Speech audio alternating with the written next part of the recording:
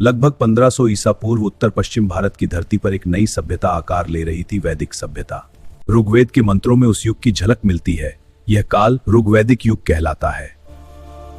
समाज जनों और विषयों में विभाजित था। सभा और समिति जैसी संस्थाएं शासन का आधार थीं। प्रारंभ में पशुपालन मुख्य व्यवसाय था। धीरे धीरे कृषि का महत्व बढ़ने लगा। इंद्र, अग्नि और वरुण जैसे देवताओं की उपासना की जाती थी। प्रकृति ही परम शक्ति थी।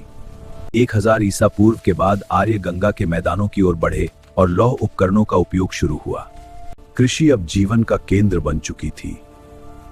स्थायी ग्राम बसने लगे। इस काल में वर्ण व्यवस्था स्पष्ट हुई। ब्राह्मण, क्षत्रिय, वैश्य और शूद्र। राजा की शक्ति बढ़ी। राजसूय और अश्वमेध जैसे यज्ञ सत्ता के प्रतीक बने। गुरुकुल शिक्षा का केंद्र थे। ज्ञान मौखिक परंपरा से पीढ़ी दर पीढ़ी चलता रहा।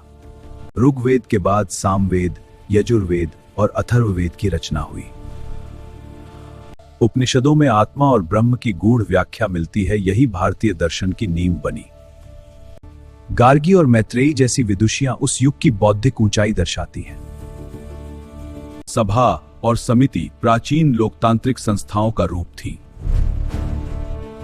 लौह तकनीक ने कृषि और युद्ध दोनों को नई दिशा दी। कला और व्यापार का विकास हुआ। विनिमय प्रणाली प्रचलित रही। उत्तर वैदिक काल में यज्ञ जटिल होते गए। ब्राह्मणों का महत्व बढ़ा। समाज अधिक संगठित और स्तरीकृत होता गया। कृषि अधिशेष ने शिल्प और व्यापार को प्रोत्साहन दिया।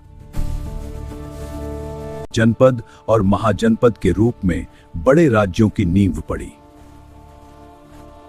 गंगा के उपजाऊ मैदानों में विस्तार ने कृषि को अभूतपूर्व गति दी और स्थायी ग्रामों की संख्या बढ़ी। उत्तर वैदिक काल में यज्ञ अधिक जटिल हुए और ब्राह्मणों का महत्व अत्यधिक बढ़ गया। इसी काल में दार्शनिक चिंतन गहराया और उपनिषदों में आत्मा तथा ब्रह्म की खोज प्रारंभ हुई। वर्ण व्यवस्था अब अधिक कठोर रूप ले चुकी थी। समाज स्पष्ट श्रेणियों में विभाजित हो गया।